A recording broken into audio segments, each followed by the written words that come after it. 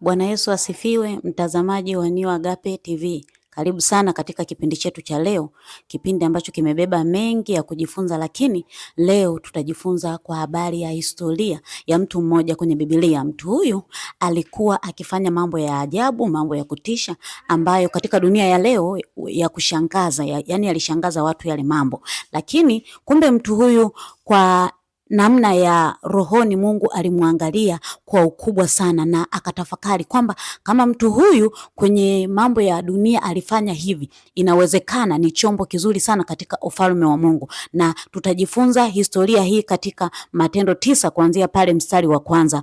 Maandiko yanasema kuna mtu mmoja alikuwa anaitwa Sauli. Nini kazi ya huyu Sauli? Huyu Sauli kazi yake ilikuwa ni moja tu. Alikuwa akifanya kazi mbaya na ya kutisha. Kazi yake ilikuwa ni kuwakamata watu wanaolitangaza jina la Yesu na kuwaua. Yeye akisikia kwamba mtu yuko katika sehemu yoyote, katika mkoa wowote, atamfuata ili aweze kuwateketeza watu hao. Kama hivi leo ambao watumishi wa Mungu wanatangaza habari za Yesu, watumishi wa Mungu wanatangaza habari za ufalme wa mbinguni, na kuna baadhi ya watu wanapinga, kuna baadhi ya watu wanasema hawa ni waongo, wanahitaji fedha, kuna baadhi ya watu wanasema wamekosa kazi za kufanya, kuna baadhi ya watu wanaongea maneno ambayo sio mazuri na wanashindwa kuisikiliza ile injili na kuikiri, wanashindwa kuisikiliza ile injili na kuipokea. Sasa mtu huyu siku moja alisikia kwamba kuna watu wametoka, wako mji wa Dameski, wako wanafanya injili, wanatangaza jina la Yesu. Mtu huyu Sauli akasema, kwa sababu kazi yangu ni kuwakamata watu wanaolitangaza jina la Yesu na kuwaua, hii sitoinyamazia kimya.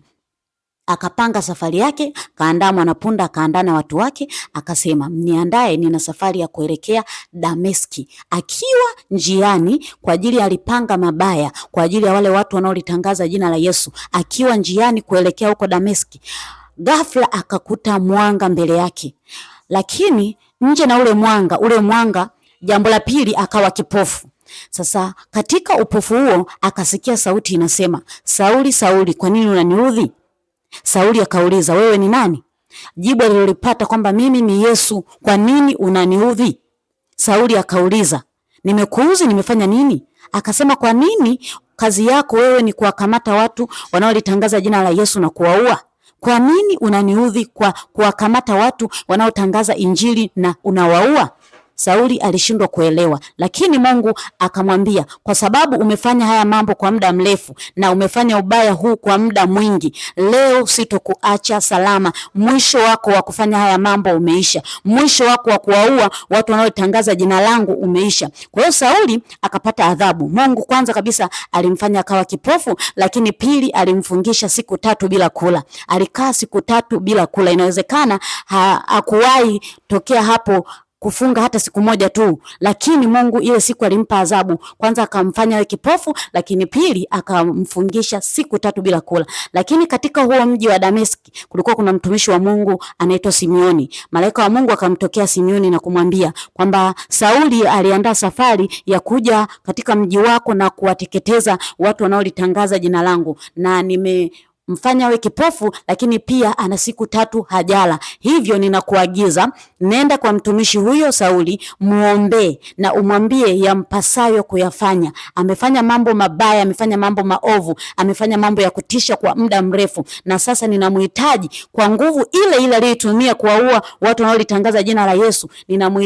Ninamhitaji aweze kuifanya kazi yangu. Ndipo Simeoni akaenda akamwombea mtumishi wa Mungu Sauli, na akapona na akawa anaona tena. Lakini mtumishi wa Mungu Simeoni akamwambia, Mungu amesema uachane na hayo mambo mabaya, uachane na hayo mambo uliyofanya wakati uliopita, na sasa hivi inatakiwa usimame kwa miguu yako uweze kulitangaza jina la Yesu. Unatakiwa usimame kwa miguu yako uweze kufanya injili mara 2 au mara 3 ya vile ambavyo uliwafanyia watu ambao wanalitangaza jina la Yesu. Ndipo Sauli akakubali na Mungu akambadilisha jina pale pale, kwa sababu kipindi anaitwa Sauli alikuwa ni mtu mbaya, lakini Mungu akambadilisha jina na kumwita Paulo. Ndio huyu mtumishi wa Mungu ambaye tunamsoma leo, amefanya injili kuliko watumishi wa Mungu wote tunaowasoma katika Mathayo mpaka Ufunuo.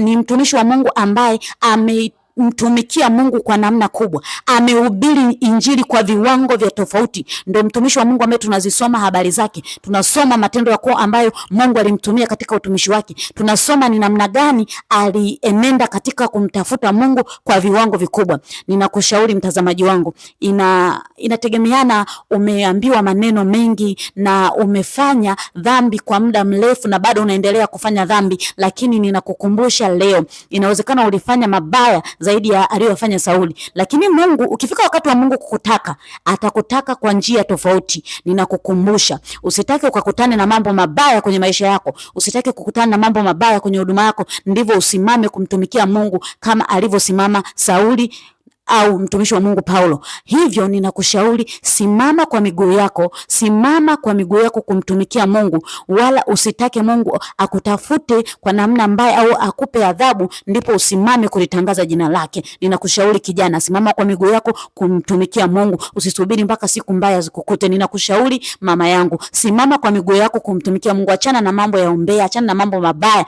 ambayo hayampendezi Mungu. Ninakushauri baba yangu, simama kumtumikia Mungu, achana na masuala ya ulevi, achana na masuala ambayo hayampendezi Mungu. Ninakushauri hata mtoto pia, ninakushauri binti, simama kumtumikia Mungu.